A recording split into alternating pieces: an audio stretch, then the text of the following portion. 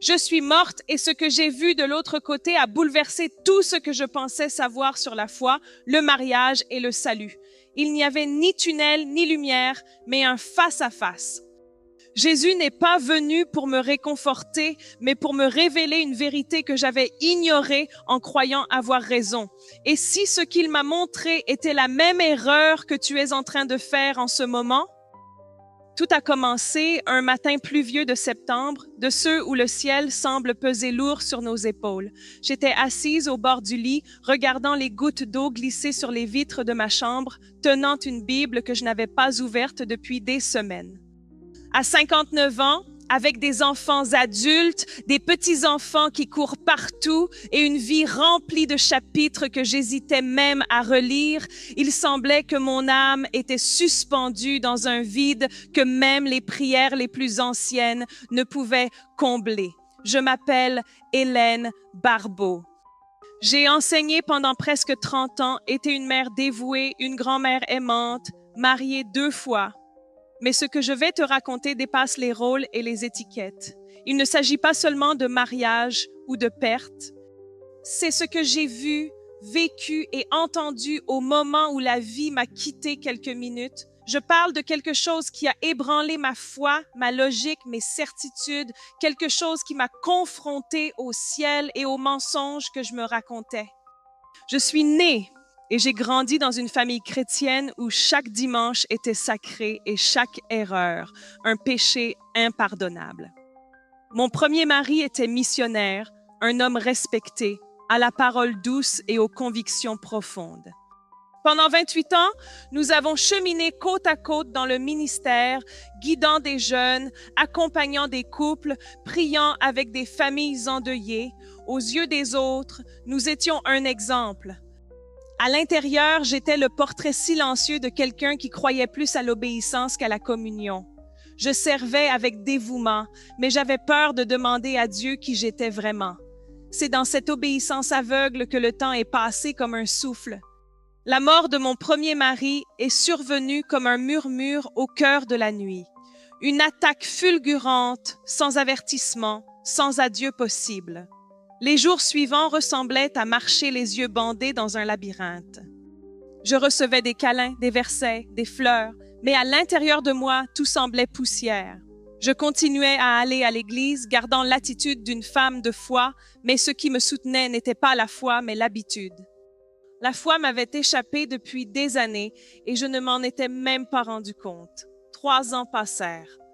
C'est alors que je rencontrai Édouard, un homme serein, technicien du son à l'église, lui aussi veuf, avec un rire discret et un regard qui semblait comprendre ce que c'était que d'avoir tout perdu. Nous commençâmes à discuter, à partager des cafés après le culte, à rire ensemble de choses que personne d'autre ne trouvait drôles. Quand il me demanda en mariage, j'hésitais. J'avais peur, non pas de lui, mais de moi-même. La crainte de dissimuler un vide derrière un joli rideau. La peur de répéter de vieilles erreurs sous une nouvelle apparence. Mais j'acceptais et pendant un temps, tout semblait en ordre. Pourtant, au fond de moi, ce vide ancestral recommença à murmurer. Quelque chose me disait que la douleur que je tentais de guérir par la compagnie était bien plus profonde. Puis arriva le jour où tout changea. Mon corps céda, mon cœur s'arrêta, et dans l'intervalle entre le dernier souffle et le premier choc, je fus emportée dans un lieu où rien ne pouvait être dissimulé. Je me souviens de tout avec une clarté qu'aucune photo ne pourrait reproduire. C'était un mardi, exactement à 10 heures du matin. J'étais seule à la maison comme tant d'autres fois. Je venais de préparer une tartine et de mettre une musique instrumentale de louange à la radio. Édouard était déjà sorti pour faire quelques courses en ville. La maison était silencieuse, ce silence léger qui apporte parfois un apaisement. Mais ce jour-là, le silence semblait m'observer. Je ressentis une étrange pression sur la poitrine, comme si quelqu'un essayait de me rappeler quelque chose que j'avais oublié. Je m'appuyais sur le comptoir de la cuisine, essayais de respirer profondément, mais l'air ne passait pas comme il fallait. Tout devint soudain noir et avant de tomber, je parvins à murmurer « Jésus ». Et puis, plus rien ou tout. Je ne sais pas s'il s'agissait d'une mort clinique ou si le ciel avait simplement décidé de m'appeler un instant. Je sais juste que mon corps gisait sur le carrelage froid de la cuisine. Et ma conscience fut délicatement emportée, comme une feuille portée par le vent. Tout à coup, je me suis retrouvée à flotter. Il n'y avait ni douleur ni peur, juste une paix étrange et profonde, comme si quelque chose de sacré allait se produire. J'ai vu mon corps là, au sol, inerte, et je n'ai ressenti aucune détresse. C'était comme si je l'avais accepté sans vraiment le vouloir. Mais ce qui s'est passé ensuite a tout changé. Une présence s'est approchée. Il n'y avait ni forme, ni visage, ni son, mais il y avait une connaissance. Je le savais, c'était lui, Jésus. Il n'a pas dit « viens ». Il n'a pas tendu la main ni fait un geste. Sa présence était si réelle qu'il suffisait simplement d'être là. Et dans cette présence, mon esprit s'est tu. Toute mon histoire, toute ma foi exposée, tout s'est arrêté. C'était comme si le temps s'était replié et qu'il ne restait que la vérité. Et la vérité était que j'avais construit une vie juste, mais pas abandonnée. Puis sont venues les révélations, non pas avec des mots, mais avec des sensations et des images traversant l'âme. Jésus m'a montré mon cœur, pas celui que mes louanges à l'église reflétaient, mais celui caché entre routine et douleur. Il m'a fait voir comment j'avais utilisé mon second mariage comme une anesthésie et non comme un but. Comment j'avais cherché en Édouard ce que je n'aurais pu trouver qu'en lui. Mais il ne me condamnait pas. Il me révélait, me montrait avec amour, un amour qui blesse pour guérir. Et à cet instant, quelque chose a changé en moi pour toujours. Si vous écoutez jusque-là, peut-être ressentez-vous aussi cet écho en vous. Peut-être cherchez-vous quelque chose que vous ne pouvez pas nommer. Si cette histoire vous touche, abonnez-vous maintenant à la chaîne, non pas pour me suivre, mais pour que nous puissions avancer ensemble. Et dites-le moi dans les commentaires, sans crainte. Avez-vous déjà eu l'impression de bien vivre? Et pourtant, au fond de vous, quelque chose n'allait pas. Partagez cela avec moi. Votre histoire pourrait toucher plus de vie que vous ne l'imaginez. À cet endroit, il n'y avait ni mur, ni sol, ni ciel tel que nous le connaissons. On avait l'impression d'être suspendu entre deux mondes, où la présence de Jésus était plus tangible que tout ce que j'avais jamais touché. Je n'entendais pas avec les yeux que je connaissais, mais avec quelque chose de plus profond, comme si ma propre âme reconnaissait son essence avant même d'essayer de la comprendre. Et là, il a commencé à me montrer des scènes, non pas avec des jugements ou des accusations, mais avec une clarté qui me dépouillait sans violence. La première image était un souvenir lointain. Moi, encore jeune, assise dans la salle de prière de l'église, entourée de voix enthousiastes, de prières ferventes et de larmes tombant sur le sol. À l'extérieur, je priais aussi, les mains levées et les yeux fermés. À l'intérieur, je pensais à ce que je devrais préparer pour le dîner. Et cette image n'est pas apparue pour me faire honte, mais pour me montrer à quel point je m'étais habituée à la superficialité de la foi, tandis que mon cœur était distrait. Puis je vis le jour de mon deuxième mariage. Je me souviens d'avoir été nerveuse, craignant de faire une erreur, mais repoussant le doute avec des versets sur les nouveaux commencements et la consolation. Je me rappelle avoir regardé Édouard à l'autel et pensé « peut-être qu'à présent la vie commencera à avoir un sens ». Et au moment de ce souvenir, Jésus me fit ressentir ce qu'Édouard éprouvait. C'était étrange, déconcertant. Je sentais sa vulnérabilité, ses prières silencieuses, sa peur de se retrouver seul, l'espoir qu'il plaçait en moi comme si j'étais un refuge. Nous cherchions tous les deux chez l'autre quelque chose que nous ne pouvions trouver qu'en Dieu. Je comblais ma solitude par la présence, tandis qu'il tentait de remplir l'absence de sa femme décédée par un nouvel amour. Et cela me blessait, non pas comme une accusation, mais comme une blessure enfin exposée à la lumière, prête à être guérie. Je comprenais clairement que le mariage n'était pas le problème, mais la raison qui m'y avait poussée, c'était le manque de soumission avant la décision. Je cherchais en Édouard les réponses que j'aurais dû attendre de l'autel. Et là, en présence de Jésus, je réalisais que nous prenons souvent des décisions en apparence raisonnables avec des cœurs blessés. Et par la suite, nous cherchons la bénédiction divine pour ce qui a été construit à partir de notre besoin. La générosité de Jésus ne s'est pas manifestée en me glorifiant, mais en m'exposant avec amour à tout ce que je devais revoir. Le mariage s'est présenté comme une solution humaine à un dilemme spirituel, et cela m'a conduite à l'effondrement. J'ai pleuré intensément, même sans corps, car j'ai enfin compris. Et ce que j'ai vu dans ce lieu dépasse la simple vision. C'était une sensation profonde, une compréhension totale de l'être. Là où tout se révélait sans masque, j'ai compris que le temps se comportait différemment. Il n'y avait ni passé, ni présent, ni futur, juste l'existence, une existence vibrante et brute où chaque pensée surgissait comme une vérité indéniable. Alors, une nouvelle image est apparue, mais cette fois-ci, ce n'était pas moi. C'était au sujet des personnes autour de moi, celles qui, comme moi, se retrouvaient à genoux, mais dont l'âme restait encore levée loin de l'autel. J'ai vu une salle remplie de chrétiens, vêtus impeccablement, des Bibles à la main, des sourires sur les visages, mais leur cœur était ailleurs, préoccupés par des factures à payer, des conflits non résolus, des blessures qui mettaient du temps à guérir. C'était comme si Jésus me disait, « Tu n'es pas seul, beaucoup vivent comme toi, font les bonnes choses, mais restent loin de moi. » Cela m'a brisé le cœur, car j'ai réalisé que d'une certaine façon, j'étais devenue un reflet de cette communauté. Ma froideur spirituelle n'était qu'un écho de ce que beaucoup vivaient en silence. Bientôt, un souvenir précis m'a traversé l'esprit. Le jour où j'ai arrêté d'entrer dans ma chambre de prière était un lundi ordinaire, juste après une discussion banale avec Édouard à propos d'un achat qui ne rentrait pas dans le budget. J'étais irritée, fatiguée, frustrée et j'ai décidé que je ne prierais pas ce soir-là.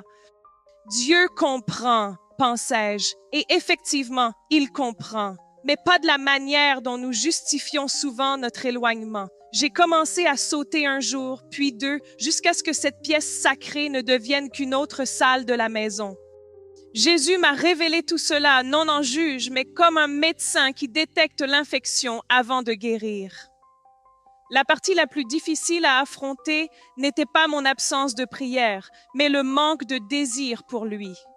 Je lisais la Bible par discipline, non par besoin. J'allais au culte parce que c'était la routine, pas par besoin. Je disais Amen sans y penser. Et tout cela est devenu une foi automatique, protocolaire, sans vie. Mais dans cet endroit où rien n'est caché, l'amour de Jésus était si puissant qu'il me donnait la force d'observer tout cela sans sombrer dans le désespoir. Il ne me laissait pas m'enliser dans la culpabilité. Il m'invitait à la vérité. Et la vérité était que j'avais vécu des décennies en croyant que la seule présence physique aux activités spirituelles suffisait. Mais lui désirait plus. Il voulait mon abandon, ma soif, ma recherche simplement pour le plaisir d'être avec lui, pas pour ce qu'il pouvait m'offrir. Et ainsi, une question est née dans l'air, non avec des mots, mais comme un murmure qui traverse la poitrine. Si tu n'avais plus personne pour combler ton vide, me chercherais-tu encore? Cette question résonna en moi avec une force qu'aucun son humain ne pouvait égaler. Cette question, si tu n'avais plus personne pour remplir ton vide, continuerais-tu à me chercher? Elle continuait de résonner en moi comme un tonnerre silencieux. C'était comme si chaque part de mon histoire, chaque choix, chaque prière murmurée était mise en lumière par cette unique question. Et là, devant celui qui connaissait chaque recoin de mon âme, je réalisais que je ne savais pas la réponse. Je voulais dire oui, je voulais crier bien sûr, oui, mais le silence en moi parlait plus fort. C'était comme si ma foi avait été façonnée davantage par la peur de perdre que par l'amour de rester. J'étais là devant Jésus et je ne pouvais pas confirmer avec certitude qu'il était tout pour moi. Et cela, plus que n'importe quelle erreur que j'ai pu commettre, me brisa de l'intérieur.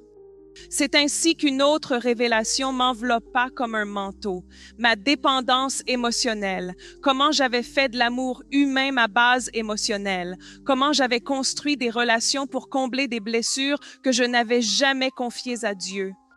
Je vis clairement comment Édouard et moi, bien que portés par de bonnes intentions, étions unis dans un moment de vulnérabilité, espérant que l'autre soit assez fort pour soutenir les morceaux de nous-mêmes que nous portions encore. Et Jésus, avec toute sa sainteté, ne m'accusait pas. Il me permettait simplement de ressentir ce que signifiait avoir mis ma guérison entre des mains humaines, ressentir ce que signifiait considérer comme refuge ce qui aurait dû n'être qu'un simple passage. Notre mariage n'était pas en soi une erreur, mais un reflet de l'empressement de deux cœurs blessés cherchant à aimer avant d'être restaurés. Et là, je compris que l'empressement est aussi une forme d'incrédulité. Quand nous cessons d'attendre Dieu, quand nous courons remplir des espaces sans le consulter, nous disons, même sans mots, que nous ne faisons pas confiance à sa fidélité pour nous soutenir dans le vide. Je l'ai vécu, Édouard l'a vécu. Et dans ce lieu de lumière et de vérité, tout prit sens. Il n'y avait plus d'excuses ni besoin d'explications. Le regard de Jésus suffisait. C'était un regard qui lisait dans les pensées, qui touchait là où aucun mot ne pouvait atteindre. Et dans ce regard, je pouvais percevoir combien il m'aimait malgré tout. C'est à ce moment-là que j'ai commencé à comprendre que mon expérience n'était pas seulement un appel personnel, mais une convocation, comme s'il me disait « Reviens, Eddie, montre qu'il est possible de vivre correctement tout en se sentant éloigné. Montre qu'il y a guérison pour ceux qui cherchent à faire ce qui est juste, mais n'arrivent pas à attendre. » Et à cet instant, une flamme s'est allumée en moi. Un immense désir de revenir transformé, de revenir entier. Mais le plus fort devait encore venir, parce que Jésus ne voulait pas seulement que je comprenne, il voulait que je choisisse. Et les décisions dans ce lieu avaient un poids que je n'avais jamais ressenti sur terre. Le choix que Jésus me demandait ne concernait pas l'abandon d'un mariage ou le déménagement dans une autre ville. Ce n'était pas le début d'un nouveau ministère, ni la prise de vœu de quelque renoncement radical. C'était quelque chose de plus personnel, plus profond et infiniment plus difficile. Il me demandait le centre de ma vie, pas une partie, pas ce qui restait après une journée épuisante, pas les miettes de temps entre mes engagements et la famille. Il voulait le trône de mon cœur, et cela m'a surprise, car je pensais honnêtement qu'il occupait déjà cette place. Mais dans ce contexte éternel où les masques ne servent à rien, je me suis rendu compte que je tenais Jésus dans mon cœur, oui, mais dans une pièce à part. Il était le bienvenu, à condition qu'il ne touche pas aux espaces que je m'efforçais encore d'organiser à ma manière. C'était un invité d'honneur, mais toujours un invité, jamais le maître de maison. Ce fut à ce moment-là qu'un souvenir, longtemps enfoui, refit surface. Une célébration dominicale, peu avant mon mariage avec Édouard. J'étais assise au 2e rang, écoutant un sermon sur l'abandon, mais à l'intérieur de moi, une inquiétude grandissait.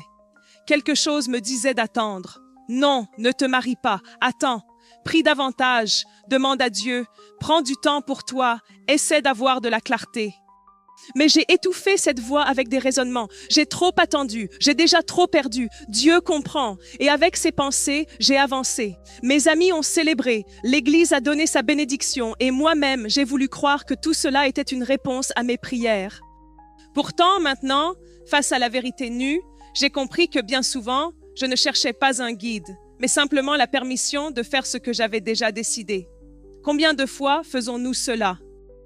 Combien de fois disons-nous que nous avons prié, alors qu'en réalité, nous cherchons en Dieu uniquement une confirmation de ce que notre peur a déjà décidé pour nous? Jésus m'a montré que je vivais cela non seulement dans mon mariage, mais aussi dans bien d'autres domaines de ma vie, dans mes amitiés, mes choix familiaux, et même lorsque j'acceptais des invitations à prêcher sans vraiment me demander si c'était son moment ou simplement une vanité déguisée en ministère. Cette révélation était comme un miroir brisé devant moi. Chaque fragment reflétait une part que je ne voulais pas voir, mais au lieu de douleur, ce que je ressentais était une liberté profonde, car je comprenais enfin pourquoi tant de vide n'avait jamais été comblé.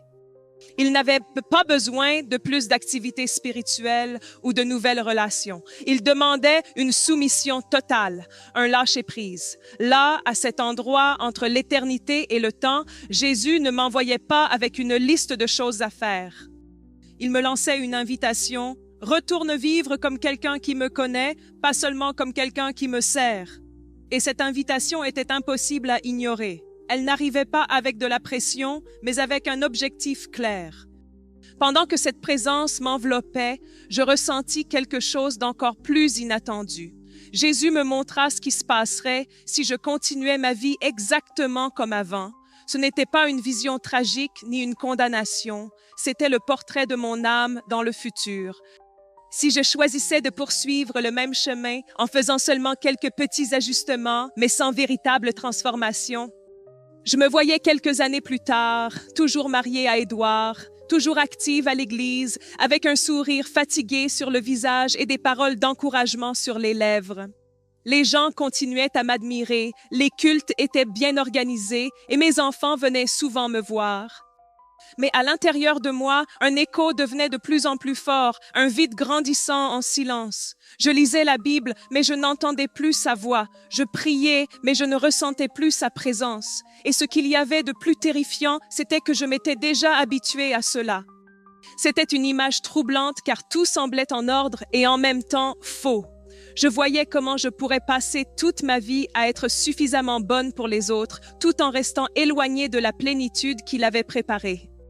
Je me souviens du moment où j'ai réalisé que je pourrais passer mes derniers jours sans jamais vraiment connaître ce que signifie vivre au centre de la volonté de Dieu, sans jamais avoir plongé dans la profondeur de ce que c'est d'être entièrement à lui. À cet instant, Jésus m'a fait ressentir non seulement ce que je perdrais, mais aussi ce que je cesserais d'offrir au monde. Chaque vie que j'affecterais, chaque femme qui continuerait à vivre une foi tiède à cause de moi, car, sans le vouloir, j'étais un exemple pour certaines.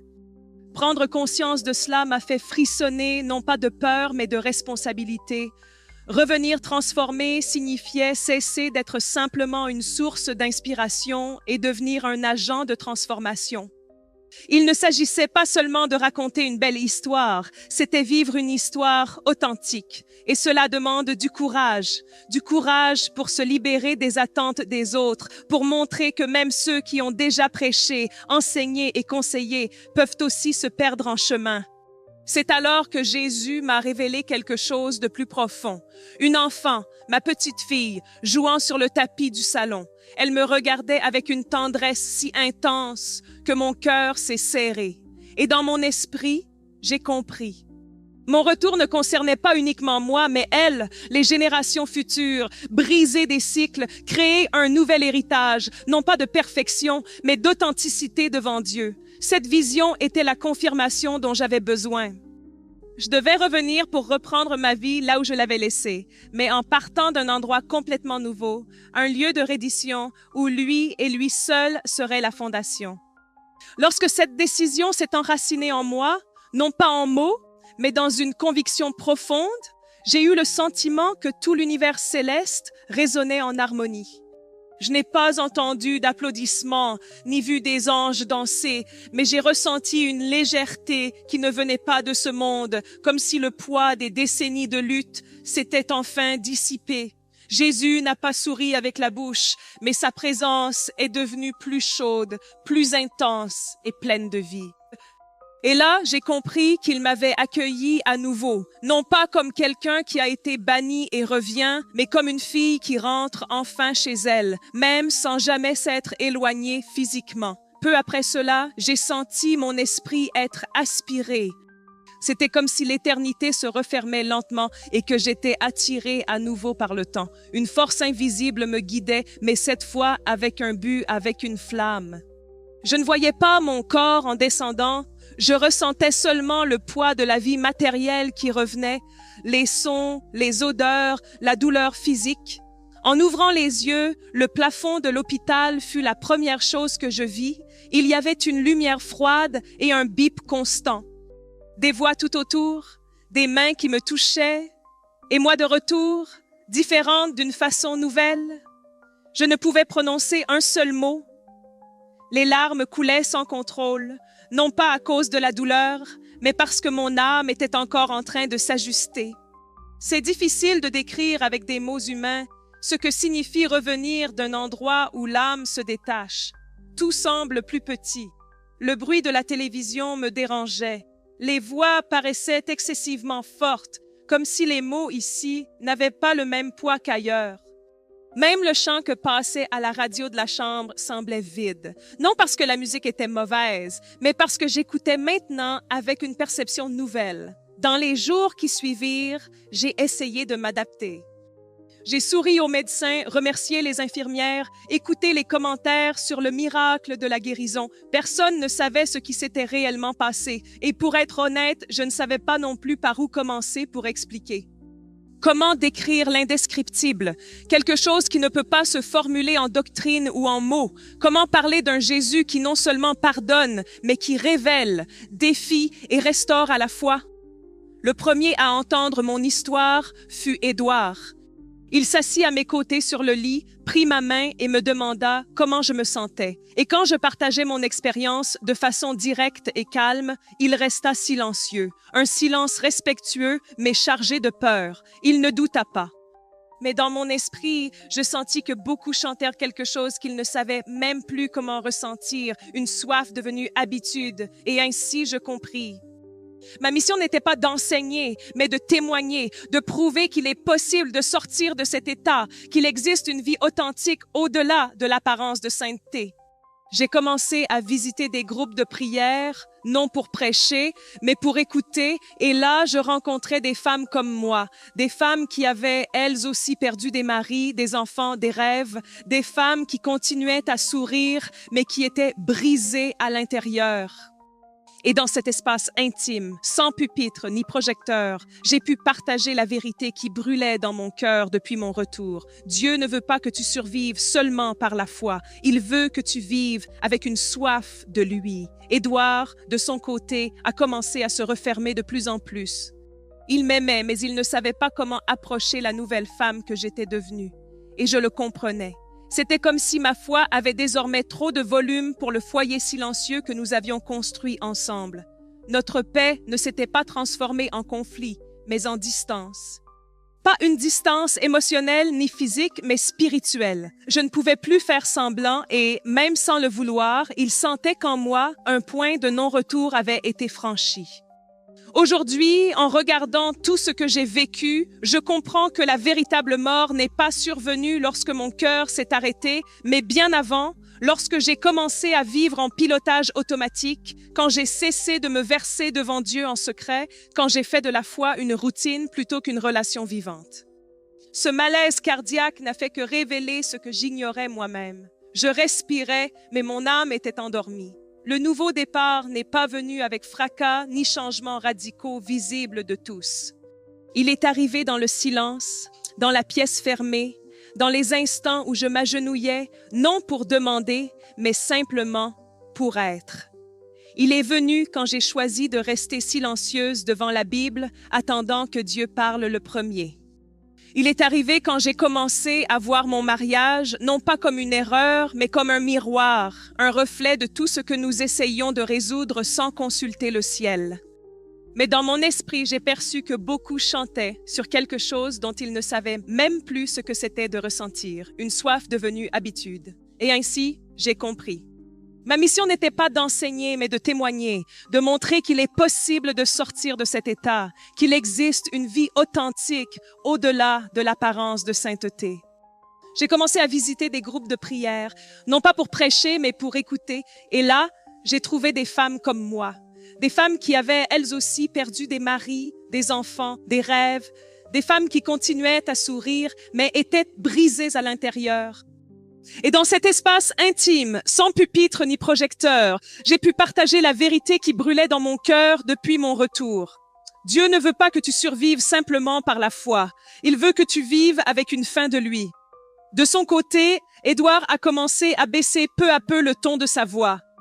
Il m'aimait, mais ne savais pas comment approcher cette nouvelle femme que j'étais devenue. Et je comprenais cela. C'était comme si ma foi avait maintenant un volume trop élevé pour la maison silencieuse que nous avions construite. Notre paix ne s'était pas transformée en conflit, mais en distance. Pas émotionnelle ni physique, mais spirituelle. Je ne pouvais plus faire semblant et même sans le vouloir, il percevait que quelque chose en moi avait franchi un point de non-retour. Aujourd'hui, en repensant à tout ce que j'ai traversé, je comprends que la vraie mort n'est pas survenue lorsque mon cœur s'est arrêté, mais plutôt quand j'ai commencé à vivre en pilote automatique, quand j'ai cessé de me confier à Dieu en secret, quand j'ai considéré la foi comme une routine et non comme une relation vivante. Ce malaise cardiaque n'a fait que révéler ce que j'ignorais moi-même. Je pouvais respirer, mais mon âme était endormie. La renaissance n'est pas arrivée avec fracas, ni avec des changements spectaculaires sous les yeux de tous. Elle est venue dans le silence, dans la pièce close, dans ces instants où je me mettais à genoux, non pas pour demander, mais simplement pour être. Elle est arrivée lorsque j'ai choisi de rester silencieuse devant la Bible, attendant que Dieu parle en premier. Elle est survenue quand j'ai commencé à voir mon mariage, non pas comme une erreur, mais comme un miroir, le reflet de tout ce que nous tentions de résoudre sans consulter le ciel. Aujourd'hui, Édouard et moi sommes toujours ensemble, mais avec plus d'authenticité entre nous, sans masque, sans besoin de paraître parfait. J'ai appris que l'Évangile n'est pas une échelle à gravir pour obtenir de la reconnaissance, mais un chemin étroit de soumission. Et si je pouvais te laisser une dernière image, ce serait celle-ci. Jésus qui regarde dans mes yeux et dit, avec un regard qui pénètre et guérit en même temps, tu peux être sauvé et malgré cela, vivre loin de la plénitude que j'ai préparée pour toi. Ces mots me poursuivent comme un rappel. Je ne veux plus vivre sous la promesse seulement. Donc, si tu es arrivé jusqu'ici, si cette vidéo a résonné en toi, je veux t'inviter à quelque chose de plus profond qu'un simple « j'aime ». Je t'invite à faire partie de cette communauté avec un but. Abonne-toi à la chaîne, oui, mais pas seulement pour regarder les prochaines vidéos. Abonne-toi en décidant de marcher ensemble. Nous ne cherchons pas des abonnés, mais des histoires entremêlées, des blessures qui se guérissent ensemble, une foi qui se partage. Et en parlant d'histoire, partage la tienne dans les commentaires. J'aimerais savoir, as-tu déjà vécu quelque chose qui a transformé ta foi à jamais? As-tu déjà ressenti ce vide silencieux, même après avoir fait tout ce qu'il fallait? Qu'as-tu appris en regardant cette vidéo? Que t'a communiqué Dieu à travers cette expérience? Écris avec ton cœur sincère. Ici, personne n'est là pour juger. Nous sommes là pour écouter, accueillir et grandir ensemble. Et si ce message t'a touché, partage-le avec quelqu'un. Pas en mode diffuser du contenu, mais comme quelqu'un qui offre de l'eau vive à celui qui a soif. Car peut-être, comme moi, cette personne a besoin de se rappeler qu'il est encore temps, que Dieu ne l'a pas oublié, que même dans le silence, il attend toujours le moment où son nom sera murmuré avec le désir de se réunir. Tu n'es pas seul. Que la paix que j'ai trouvée dans cet endroit, entre deux mondes, remplisse ton présent et que ton chemin, à partir de maintenant, soit accompagné d'un regard tourné vers le ciel et de pieds fermes dans sa volonté.